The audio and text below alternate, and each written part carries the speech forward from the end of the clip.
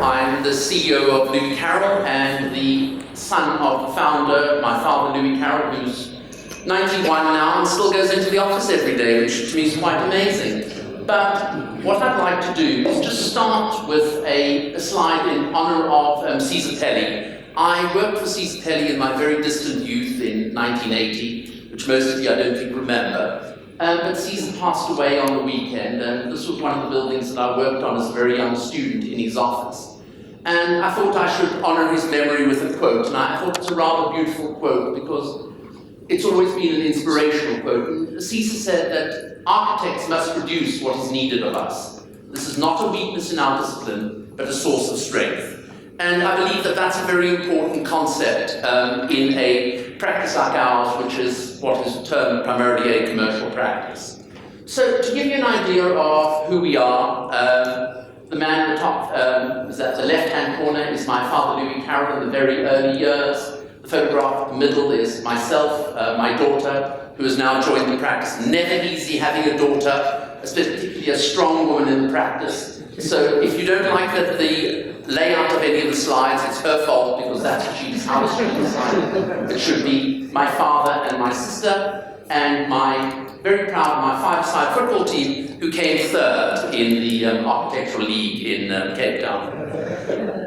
What we do, some of the history, as I said, we've been in this business for over 60 years now, and what is rather nice to be able to be lecturing here is that if you look on the third slide, down the middle slide, on the left, it's the convention center, which was designed by us. And there's a very interesting story that goes with the convention center. You know, all of this was developed, the precinct was developed by Liberty. And during this stage, Wolf Sessman, who was the head of property at Liberty, turned to my father and said, "Louis, what do I do with the site next door?" My father turned to him and said, "Wolfie, a hotel." Wolfie said, "What, a hotel?" And my father said, "Yes, we've got the Rugby World Cup coming up." And what was interesting, and for all of us who are involved in the profession, involved with city councils or anything like that, it took us 3 weeks to get permission to start digging. We opened a 120-room hotel in 7 months. I mean, certainly with Cape Town municipality, it will take us 7 months to get a meeting with the parking consultants. So that's what we do, what we did, this is what we do now. You know, a lot of, a mixture of buildings. And probably one of our most famous buildings is, and very strangely, they did come out, the photograph isn't doctored. It was the waterfront Victoria Wharf at the bottom, and we were the lead managing architects on the Cape Town Stadium. In spite of our best efforts, Bafana did not win. But there is something that I've always been suspicious about. Of course, this stadium was designed by the very fine German firm of GMP, who designed two other stadiums in Cape Town. The German team never lost the German-designed stadium. Think about that for a moment. And we've been involved in Johannesburg. We redid the old AXA building at Tambo, and turned that into a hotel. We did, as I said, we did the convention center, and we did, together with Terry Farrell of Hong Kong, 3 of these stations on the Karol.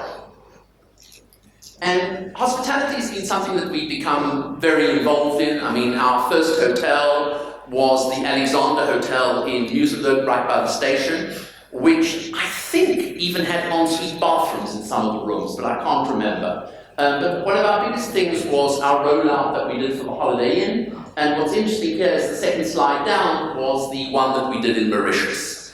And it's been something that, you know, we come from a very small city of Cape Town. There's only so much you can do in Cape Town. And I think that what we've seen during this whole expansion into Sub-Saharan Africa is that you've got to be able to think and look at a broader picture. I mean, I think, you know, when you're an architect in Johannesburg, you assume you know everything. For us in Cape Town, I think we're more modest.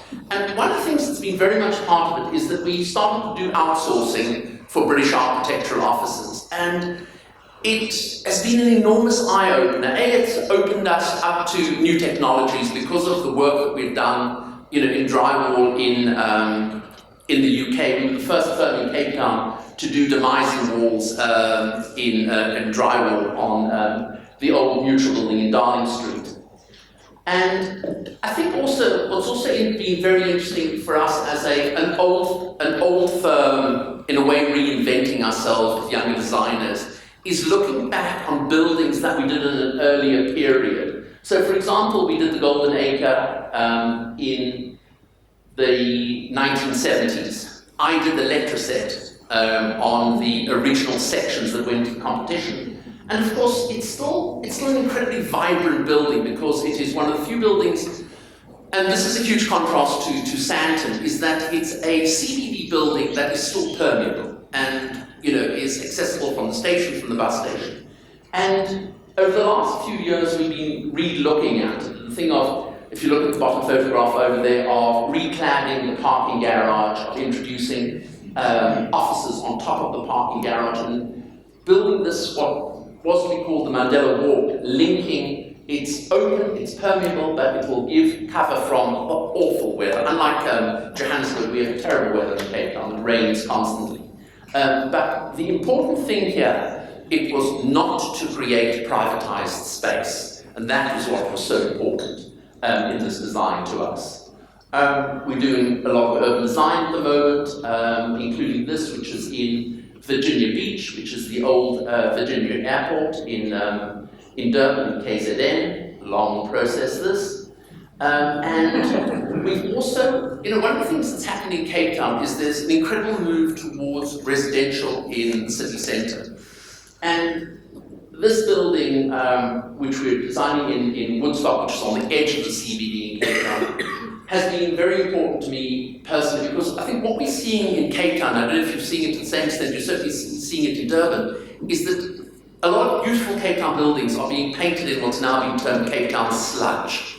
And there's an enormous amount of grey, and I've always been somebody who's had interest in colour, in architectural polychromy. And we're going to do this whole building in shades of green and blue tiles, which I'm hoping will turn out very well. And another building that we did in 1982, I'm talking to on Long Street, and again, this idea of looking at buildings in the city of Cape Town and giving them a new life. So this is taking an office building and converting it into a residential building. As I said, the order's slightly strange, but that's my daughter's fault, not mine.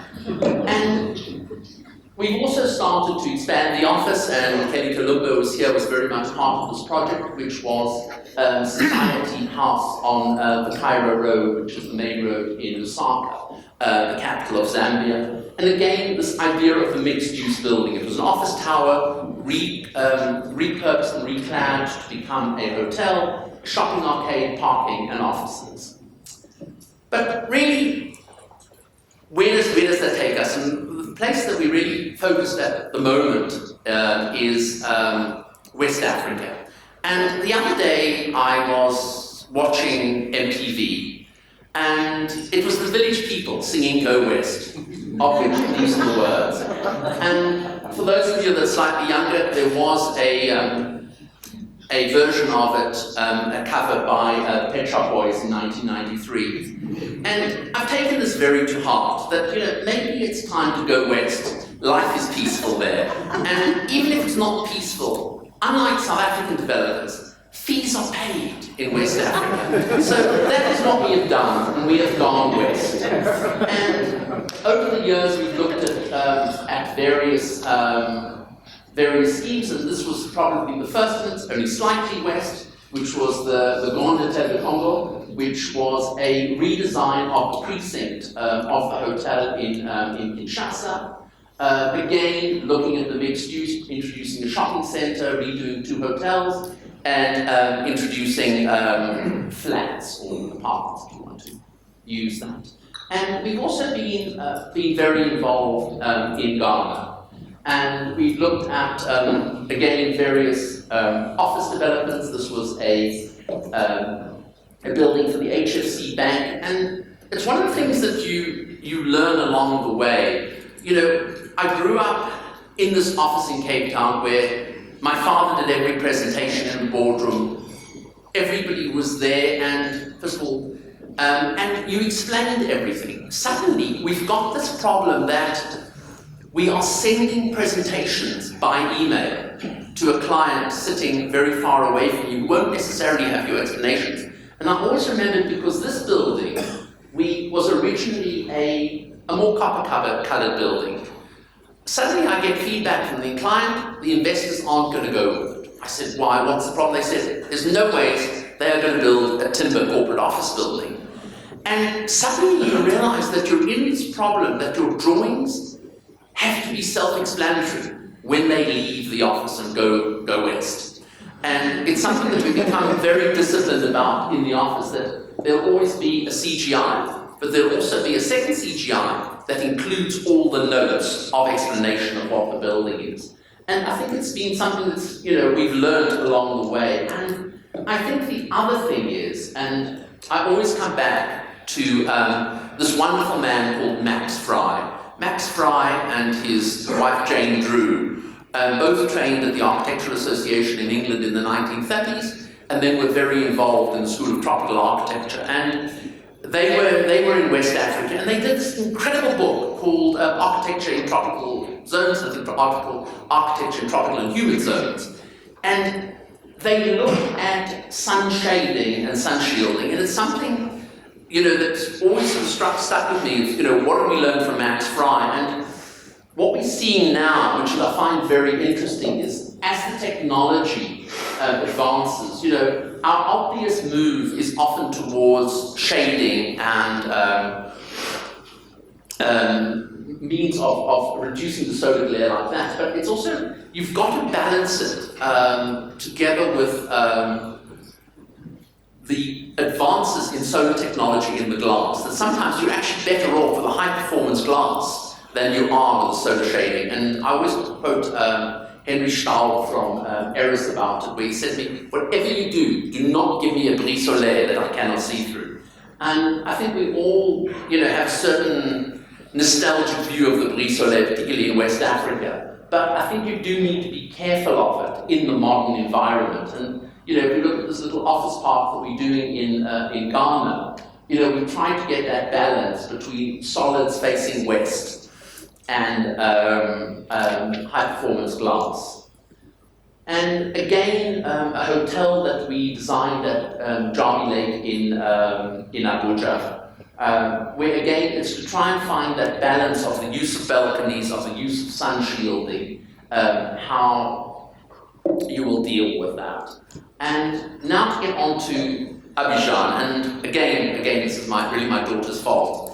I stayed at this most wonderful hotel in Abidjan called the Hotel Ivoire, which was a project which was designed by an exceptionally talented German-Israeli architect, Heinz Fenschen, who did something very clever. He married the daughter of his major client, the fellow who built all the hotels in Israel. Does wonders for your career as a hotel architect. But he came out to Abidjan with Moshe Meir on the invitation of whoever who was the president to design the Hotel Ivoire. And it's this incredible complex, which in the West African humidity even includes an ice rink, and these exceptional forms of the casino. And I think it's one of the things that, I stayed there with this, I think it's 2,500 square meter swimming pool, and looked at these forms, and you always think, what is an appropriate form for Sub-Saharan Africa, for particular countries?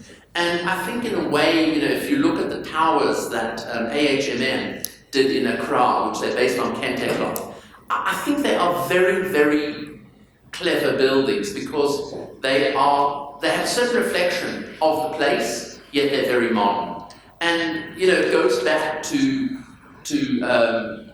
my beloved Edwin Lutyens, who, when he was working in New Delhi, they said to him, will you point the arch now that you're in India? And Lutyens said, no. The sun still goes in a curved arc. I will curve my arches. And it's to find that balance that I think is always so difficult. And I think in a way, one of the things that one's always got to look for is, more than the symbolism and the iconography, is the bio-climatic contextual response. And I think that that's often one of the most important things. And one can't see it very well here. And this is very much, this is a building in Abidjan, mixed use, flats, apartment, hotel, and commercial. And it very much fits into that language of modern architecture that was introduced into West Africa back to the likes of Max Fry and Scott. But there are things that one can't see very clearly, but you can see on the balconies the introduction of the brise soleil to hide the air conditioning to give the sun shielding.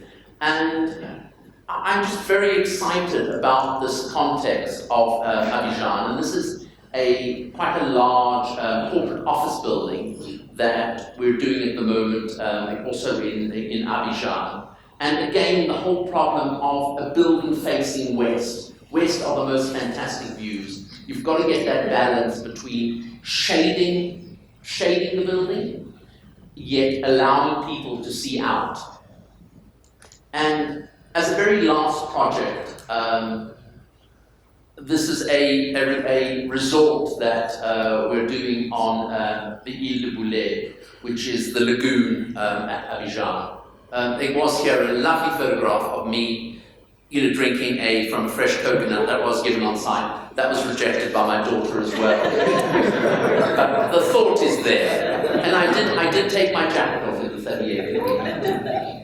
But again, to find a form that gives one a sense of holiday, gives a sense of resort, also fits in with the topography, gives you the shading, how you deal with, because you have to have air conditioning in a modern resort. Where do you hide the air conditioning? How do you power it?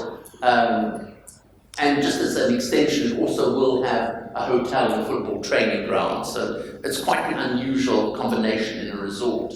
But I think that these are the issues that one constantly has to deal with working in Sub-Saharan Africa. And for myself, it has been an exceptionally exciting journey to go west, and we look forward to going east. So hopefully we will be working shortly in East Africa as well. But it's this, to me, the most important thing is to understand the balance of technology, of a bioclimatic response, and social responsibility. Thank you very much.